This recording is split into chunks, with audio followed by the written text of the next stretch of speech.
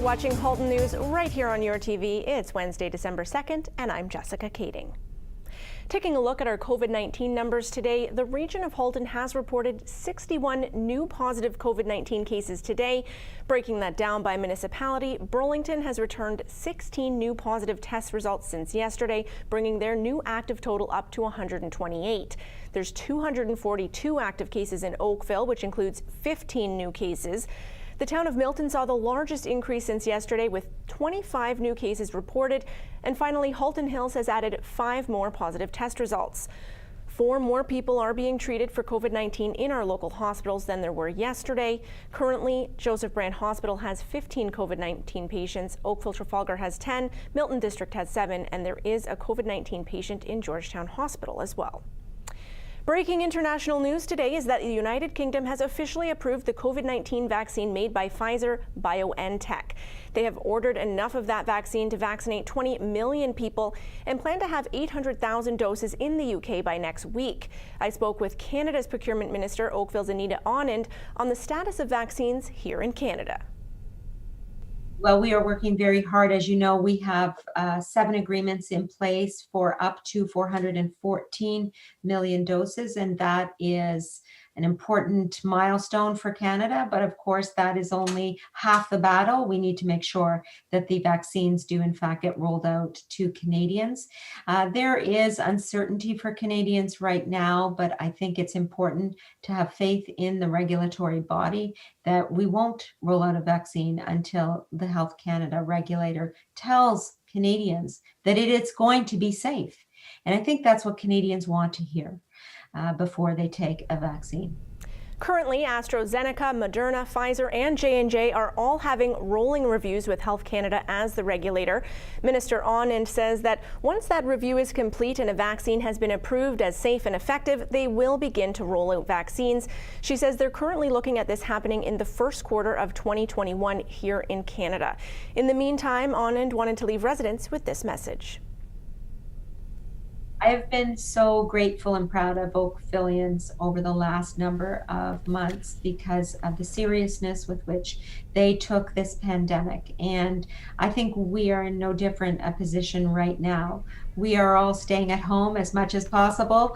We are all wearing masks and we are all socially distancing, and we need to keep that up until we emerge on the other side of the pandemic.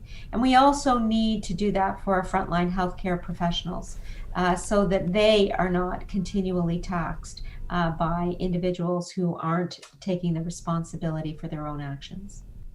The federal government's fall economic statement was unveiled on Monday by Finance Minister Chrystia Freeland, who announced up to $100 billion to support post-pandemic economic recovery. I spoke with the president of the Oakville Chamber of Commerce, Drew Redden, yesterday for his reaction to the announcement from a business perspective. What we saw were some important signals to business that the government recognizes that this is far from over for the business community.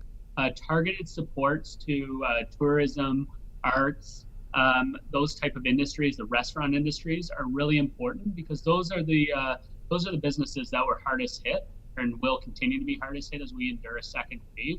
I think early on in the pandemic, we saw the government try and get as much money out the door as possible, try and find out, get everybody the funding that will help sustain their operation.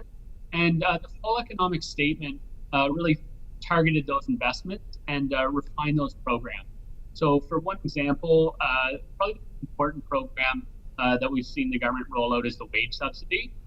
Early on, it was rolled out for 75%.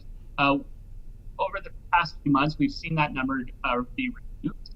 But the full economic statement saw that investment go back up to 75% on the wage subsidy. And that's really important and really critical as we move forward. The other piece is the rent subsidy.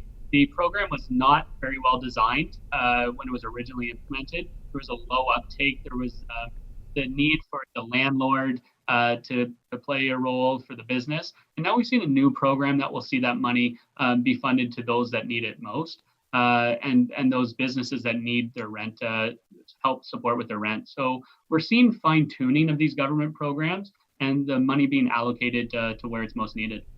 While Redden's response was positive overall, I did follow up by asking whether there was anything he would have liked to have seen included that wasn't addressed. Of course, overall, I think we are very positive in the sense that there's important investments, and the government's going to continue those investments. We're seeing the program extended. We're seeing the government recommit money to these programs, and we're seeing the government target industries like the restaurant industry, like tourism, like arts, that are going to be really hit hard as we go through this. The one other important signal, and we want to see continued investment, is we've talked a lot about the she-covery in the economy, where women are disproportionately impacted by COVID-19. That's not a recession issue. You look back to the 2009-2008 financial crisis, that wasn't the case then. But here in the COVID-19 pandemic, we're seeing women be disproportionately impacted. And so to see investments in childcare, those types of programs, that's a welcome sign, because to see our economy moving again to the tune that it was prior to COVID, we need to see everybody involved in that workforce, and we need to see those supports across the board. So we want to see more investment in there, more attention paid to that notion of a she-covery. But there were important signals here. At the end of the day, there's a lot of dollars being invested. So the business community, the economic kind of lens on this is going to want to see more of a path to balance. How are we going to get out of this? But right now, the focus, and rightfully so by the government, is getting the money to the businesses that need it the most, especially as we endure this winter and what a second wave could be.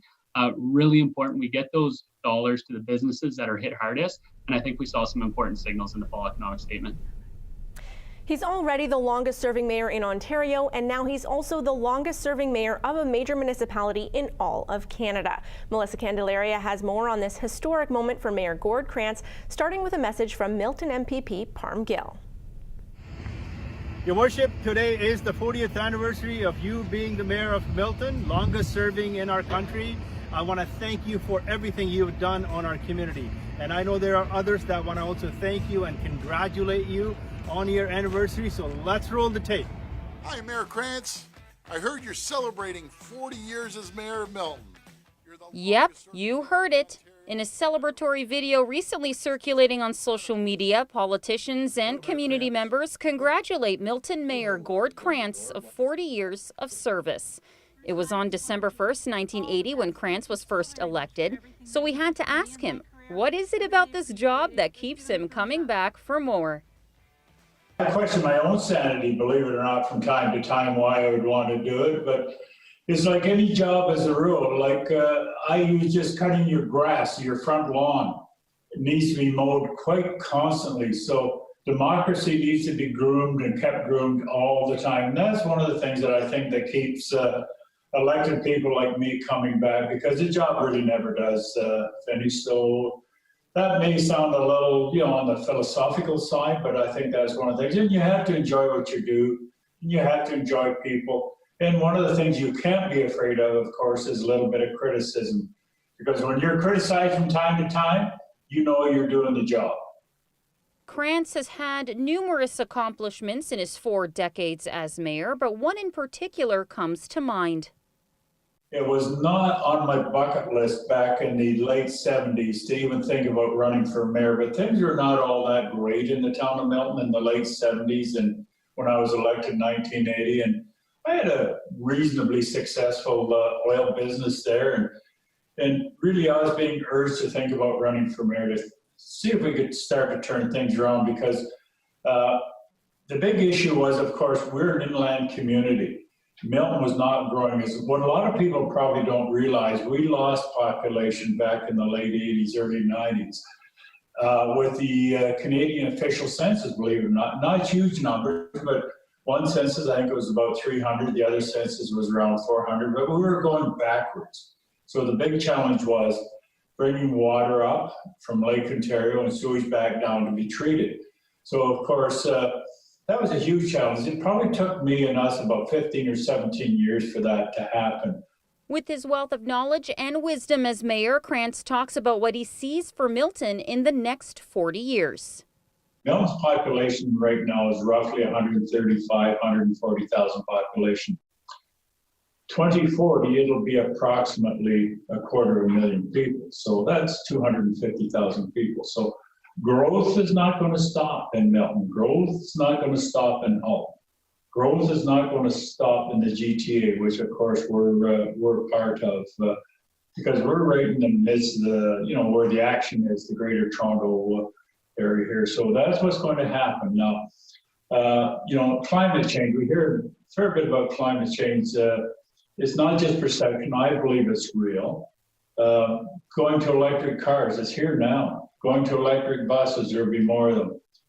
Densities, there'll be more densities. More and more people will be living in condominiums, high rise. The days of gobbling up farmland has happened in Milton and Halton and other places over the years. We're going to be going up instead of out. So, with 40 years under his belt, is it likely he will serve another term? I've often said, and sincerely I've said as well, one day at a time. And of course, I still enjoy what I do, and I still enjoy reasonably good health, and that's a big part of it. Reporting for Halton News, I'm Alyssa Candelaria.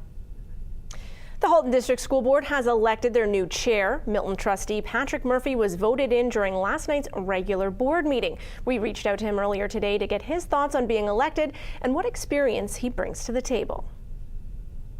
So the role is somewhat unique in that we're 9 individuals. All of us were elected by our constituents and ratepayers. All of us have different life experiences and skills and abilities.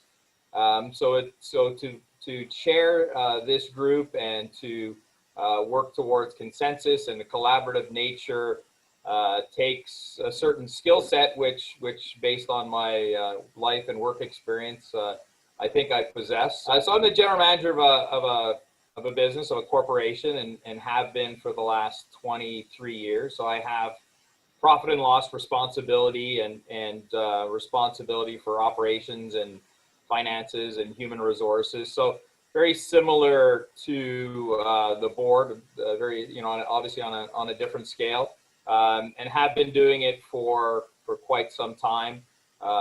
I was also the Grand Knight of Holy Rosary Knights of Columbus. Again, similar idea where you're working collaboratively with a group of volunteers to build consensus. So I've been able to, throughout my life, always have gravitated towards leadership roles. Whether that's I'm a leadership junkie or not, I'm not sure. We'll have to analyze that one day. But based on my life experience and the things that I do every day, I felt that I could be of benefit to the Board of Trustees and by extension benefit to all of our students and parents. Therefore, I felt it was incumbent for me to put my name forward, and my fellow trustees had confidence that I can do it. So this is day 2. Milton trustee Marvin Duarte has been acclaimed as vice chair of the Catholic Board for the 2nd consecutive term. Yesterday marked Giving Tuesday here in Halton and across the country, and the Burlington Food Bank is one of the many local charities in our region that is incredibly grateful to everyone who participated. We have the executive director, Robin Bailey, now with more. And we just want to thank everyone who gave to us through Giving Tuesday yesterday. Taylor Moving came by with their drop-off, which was, it included cheese, margarine, yogurt, just great things for us to add to the hampers that we're already giving out to people. We really appreciate that. We've had MTE Consultants did their construction, great initiative. They built a barn and a tractor out of canned goods and non-perishables and made that donation to us, so thank you. You can check that out online. And we also wanted to thank Ward 2 for their 2.0 food drive. We know that they continue to support us, and through all the different communities that are doing that, this past one raised a little bit over 3,000 pounds of food, a little bit over $500 cash, so thank you so much. It allows us to continue to serve all of those here in Burlington.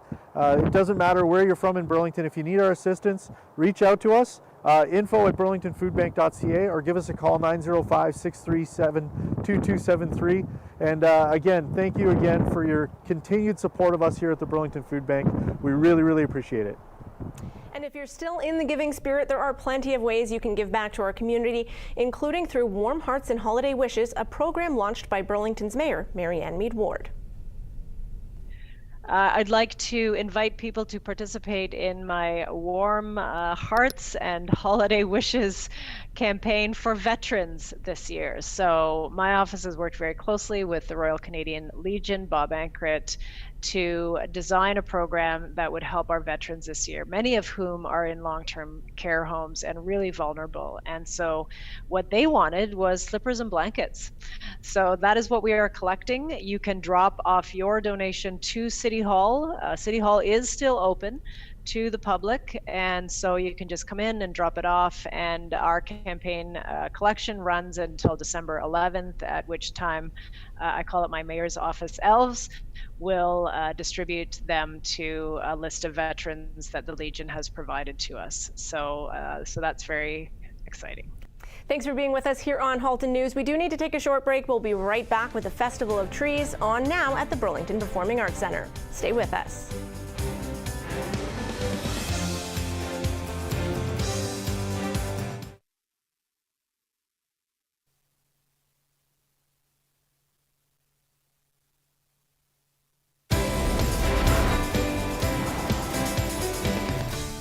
Welcome back to Halton News. For those of you looking for something to help you get into the festive spirit, you may want to take a trip to the Burlington Performing Arts Center's lobby. Nikki Wesley explains. The Burlington Performing Arts Center 4th Annual Festival of Trees is underway, brightening up the lobby with holiday cheer. The trees were donated by Canadian Tire Stores in Burlington and decorated by one of 10 local businesses. The trees are up for silent auction on their website, burlingtonpac.ca, until December 20th at 4 p.m. Many of the sponsors also included little bonuses that will go to the winner of their tree, like gift cards to Son of a Peach Pizzeria, or a family membership at the Royal Botanical Gardens. And if you win the Molinaro Group tree, they will donate $500 to the charity of your choice. All proceeds from the silent auction will go to BPAC's Live and Local Artist Development Initiative, a program helping to provide opportunities and support for Burlington-based artists. Anyone with a mask can come during box office hours to check out the trees in person. Or if you'd rather not go inside, this year they are also labeled and easily viewed from the exterior of the building. The winner will be declared on December 21st, ready to bring home their new Christmas tree. Reporting for Halton News, I'm Nikki Wesley.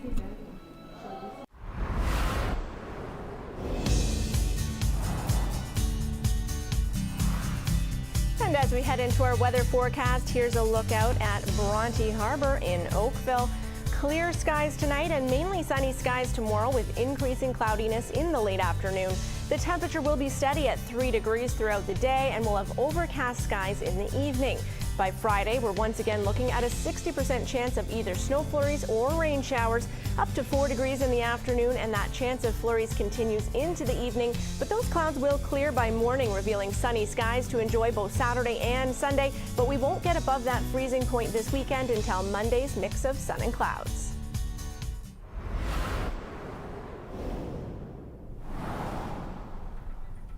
And now a look to how some of Halton's top companies are performing on the markets today.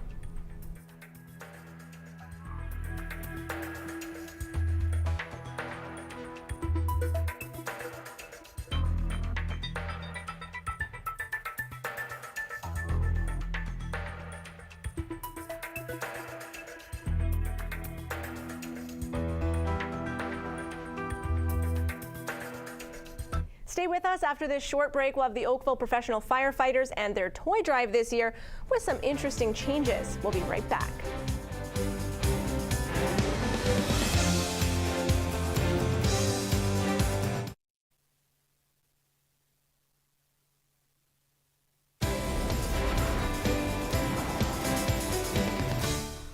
Every year, the Oakville Professional Firefighters Association puts on a toy drive across town. This year, they had to get creative, and they've recruited help right from the very top. This Friday, Santa Claus himself will be in Coronation Park helping to collect toys, gift cards, and food donations, as well as your Christmas letters. Tell us about the Santa event. Yes, we're very excited. There's a big event that we're hosting, and it's at Coronation Park this Friday, December 4th from 5 till 9 p.m. So we have a contactless donation loop set up with an amazing holiday lights display that the town has set up. And Santa will be traveling in for the event as well. And he's going to be accepting contactless donation of letters from children. And we'll have some contactless donation options for gift cards and some physical toys. We're asking for a preference of physical toys, but we're going to have some slides set up where you can drop a physical toy and slide it to our volunteers. And it's going to be great. We're going to have, again, the holiday lighting, which is going to be there all winter, but we're also going to have the fire truck set up as well. So we'll have a number of fire apparatus and equipment set up. So you can come and take a look and wave to Santa, drop off your donation. And I understand you'll be joining us as well, Mayor Burton. Yes, and in the material I put out, and this is for Steve and Gary, I also said that you could bring food donations. So that, yes. But apologies. There's an angle for the food banks here as well as the kids. For all of our events this year, what we've done is everywhere we put a toy bin, we also put a food bin. So there's food bins at all the community centers and libraries that we'll be collecting and getting to the food bank right beside all the toy bins. Every corporate event that's doing toys physically is going to do gifts, is going to do food as well. And again, at that Coronation Park event Friday night, we're going to take food donations as well on the slide. There's a lot of charity going on in Oakville right now. You can find out all about it on Oakville Matters, airing tonight right here on your TV at 7:30. Hopefully you've had a chance to watch Emmett Makes right here on your TV as well, where 8-year-old Emmett bakes his own food on his own TV show, and now you can have the chance to taste some of his yummy creations. He has made peppermint bark snowballs, bird's nests, snickerdoodles, and shortbread bites for you to indulge in. You can buy a full box for $5 or 2 for $9. Even better, they're actually offering home delivery if you order by December 5th and live in Burlington. Please note that COVID protocols are in place. To make your order, please email emmettmakes@gmail.com. Santa is now offering socially distanced porch visits in Milton for $25. He will visit your front porch. $5 from your purchase will go to support Halton Women's Place. For more information or to register, please visit santasafe20.wixsite.com/safesanta. I'd like to thank you for tuning in to Halton News tonight. We will be live at 5 again tomorrow night. Until then, you can find more content online at yourtv.tv. For Halton News, I'm Jessica Kading.